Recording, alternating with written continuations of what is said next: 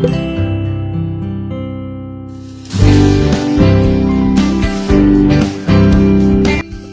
is napakaganda kasi ang topic natin is tamang-tama ngayong PC, Modern Rules of Speaking, Other of E-Commerce. Ay isa siyang e-commerce, digital marketing, branding, and leadership guide. Isa din siyang trainer at coach. Walang iba po kundi si Miss Janet Ral. How can anyone learn to speak? Lahat naman tayo, gusto natin talaga maging public speaker, whether sa pamamagitan ng webinar o sa pamamagitan ng face-to-face, kailangan talaga nandun yung interest natin na maka-add ng value sa ibang tao. Makapag-entertain, makapag-inform, makapag-educate, at yung siguro mapasaya rin yung iba, no? At saka talaga may matutunan sila.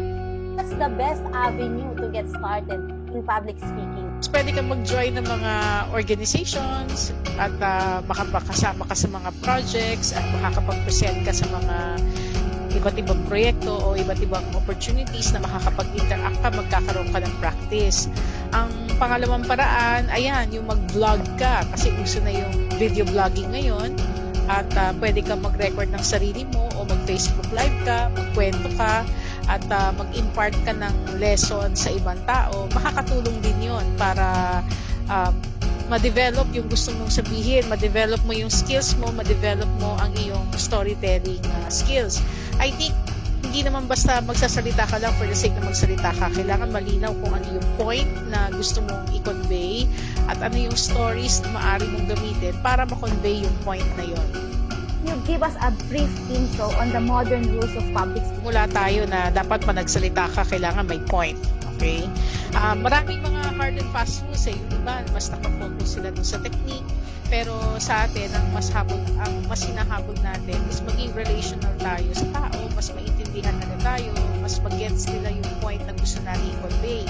So, halimbawa, dun sa mga nanonood sa atin, gusto nila mag-create ng video blog o gusto nila gumawa ng YouTube channel, I think ang pinaka-importante ro na kailangan mong pag-isipan, ano ba yung point that you want to be known for na maaaring pwede mong i-stress in different ways.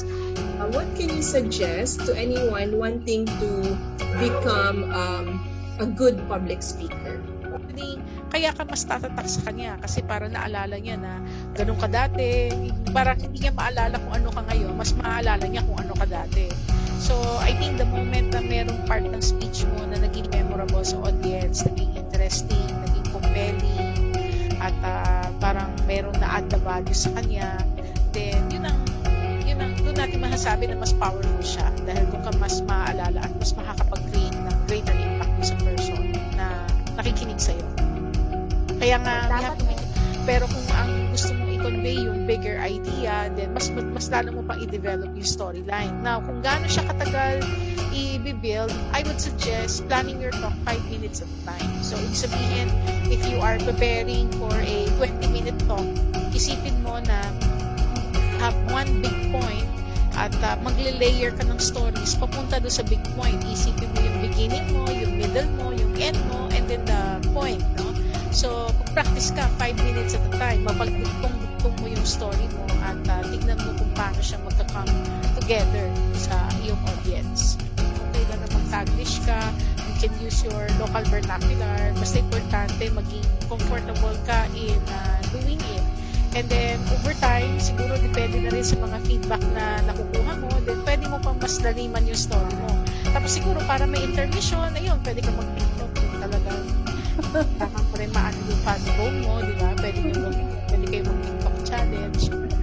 Pero kung hindi ka naman pala ganun at gusto mo mas maging informative na speaker, mas maging motivational, mas maging inspirational, then you can experiment with a lot of content. Pero I think, ang isa mo rin dapat na tanggapin na reality, the moment na pumasok ka sa public speaking field, kailangan meron ka ring essence of vulnerability na hindi ka takot na ma-criticize, hindi ka takot na mag-share ng mga negative experiences mo. Kasi yung vulnerability mo, kaya siya nandyan, yan din yung yan yung tool mo para mas makakonect ka sa audience. Hindi ka makakakonect through your wins, mas makakakonect ka through your vulnerabilities.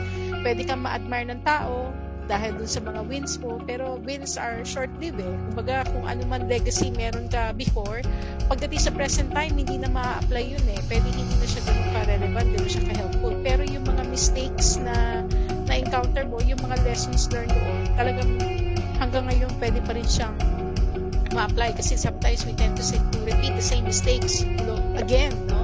At recognizing that, how to overcome that, pwede mo i-share yung experience na yun para mas makakonect ka pa sa mga tao.